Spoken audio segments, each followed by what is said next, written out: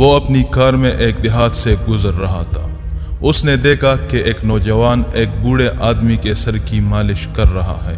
وہ سمجھا کوئی سنگین معاملہ ہے، چنانچہ حالات معلوم کرنے کے لیے اس نے کار روک لی اور اس نوجوان سے پوچھا، یہ آپ کیا کر رہے ہیں؟ اس نے بتایا، یہ میرے والد ہیں، یہ کچھ عرصہ پہلے پاگل ہو گئے تھے، بہت علاج کرایا لیکن کوئی فائدہ نہ ہوا۔ ایک بزرگ نے کہا کہ اپنے والد کے سر پر تیل سے روزانہ مالش کرو۔ میں ایسا ہی کرنے لگا۔ آج ایسا کرتے ہوئے مجھے 27واں روز ہے۔ اب میرے والد بالکل تندرست ہو گئے ہیں، پاگل پن کی علامات بالکل غائب ہو چکی ہیں۔ کار والا شخص یہ سن کر بہت حیران ہوا۔ وہ کینیڈا کا ایک بہت بڑا ڈاکٹر تھا، اس کا نام سر جیمز ساگم تھا۔ اس نے مریض کا غور سے معائنہ کیا، وہ بالکل تندرست تھا۔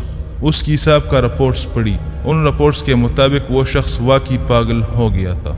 سر جیمز کا پہلے خیال یہ تھا کہ سر پر تیل لگانا اور مالش کرنا وقت اور پیسے کا ضائع کرنا ہے، لیکن اس تجربے کے بعد اس کے خیالات بالکل بدل گئے۔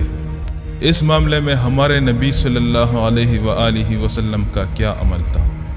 حضرت انس بن مالک رضی اللہ تعالیٰ عنہ فرماتے ہیں کہ رسول اللہ صلی اللہ علیہ وآلہ وسلم اپنے سر مبارک پر کثرت سے تیل لگاتے تھے اور اپنی داڑھی مبارک کو کنگھی کرتے تھے۔ آپ صلی اللہ علیہ وآلہ وسلم اپنے امامہ کے نیچے ایک کپڑا رکھتے تھے تاکہ پگڑی چکنی نہ ہو۔ وہ کپڑا تیل کی کثرت کی وجہ سے کسی تیلی کا کپڑا معلوم ہوتا تھا۔